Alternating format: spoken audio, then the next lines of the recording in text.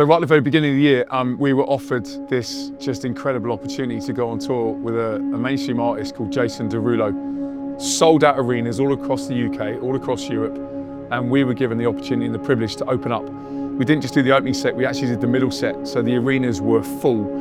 As an artist, just the privilege it is to open for someone with like the caliber of Jason Derulo is just insane.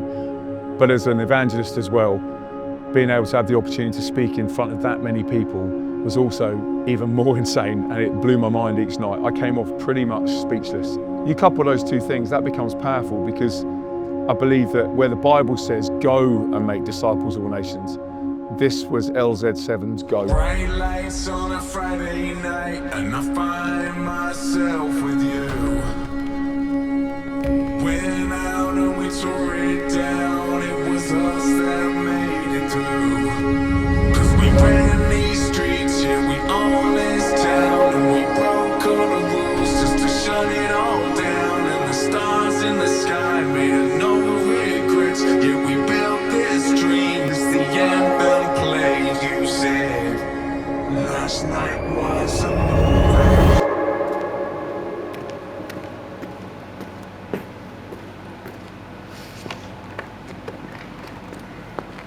Why would you take a Jason Derulo tour? It's an interesting question, and I think you know that verse in the Bible where it says, "How will they know if they're not sent, and how will they know if they're not preached to?" You know, when it says, I'm breaking that down in my words, but we feel like we've been sent to all nations, and when the Bible says in Matthew, "Go and make disciples of all nations," you know, for us, this is the go. This is the bit that sends us. This is the bit that's out. This is the tip of the sword. This is the double-edged bit that's going in and saying, actually, putting a lamp on a stand. You know, Matthew 5:13, you are the light of the world, a city on a hill cannot be hidden. No one takes their lamp and sticks it under a bowl. No, they take the bowl off, they let it shine, so they see your good deeds and praise your Father in heaven, and that's it. That's us, that's why we would take it. And so there's a moment in the set where we bring it right down, and I just speak about hope and faith and about how God knows every single hair that's on your head. That's a very short version of what I'm saying. To never give up, to keep breathing, to hold on to hope, to hold on to Jesus, to hold on to something bigger than yourself. And if you have questions about this, huge QR code comes up on the screens and people can scan it, and actually thousands have now scanned it and link in to find themselves an Alpha course across the UK and Europe. Can I talk to you for 1 minute and then we're going to party? Is that okay? We go into high schools all across the world with the music, with this one message. And these 3 words that mean the world to us, and it means the world to you, is never give up. Just keep breathing. Tomorrow holds the answers to today's problems. You see, I taught my kids this fist. The fist that comes from your stomach in sign language is hope.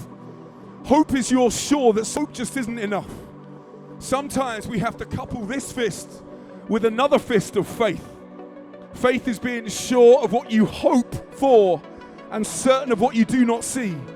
But you see, when you put these 2 things together, those 2 things become a Tyson Fury double jab to take out all the giants in life that come your way. You see, when you make that decision to couple those things, you become a game changer. You become a history maker. You become a trailblazer.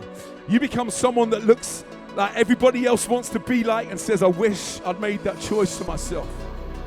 Germany, I'm a church boy.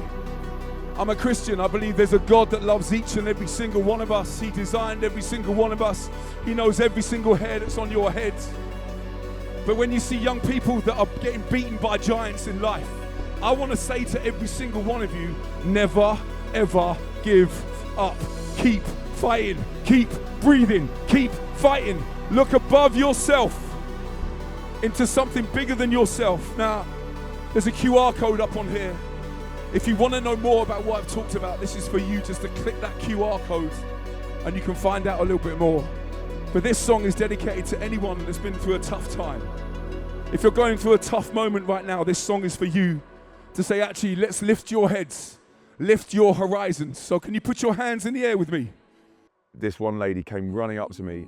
They said, thank you so much for sharing that message, because my husband 6 months ago took his life and our family's been devastated by it. And it's so important to share this stuff about how, you know, never giving up and resourcing people. And I feel like that's some of our job is this is physically saving people. And I'm just blown away by those kind of stories. The opportunity to get on a stage in front of tens of thousands of people a night and share your faith and link people to a discipleship resource like Alpha, it's nuts, and it's a no-brainer to me. To anyone that's going through a tough moment, to lift their head and decide to say yes, and they can achieve it, they can do it.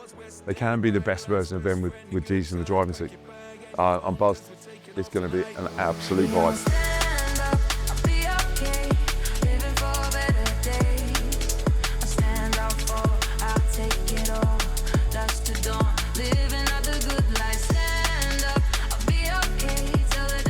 So there's potential right now for us to take the second and third leg of the tour. The second leg is in China, Korea, Japan, Australia and New Zealand. I spoke to a friend of mine from another organisation and I said, we might be doing 7 arenas in China. And he said, do you realise no one's ever preached the gospel from the stage in China? Imagine taking that. What a compelling story to go from the UK and European tour to then China, Japan, Korea, Australia, New Zealand, and then go on the third leg to the States. It is a watch this space moment. The potential is there. They've agreed for us to open for them, but my mind is blown that even if we step up on a stage in a place like China that's usually shut down and has never had that kind of moment happen, that God would open the door to allow us to get on the stage and share the wonderful news of Jesus. I'm still speechless about it.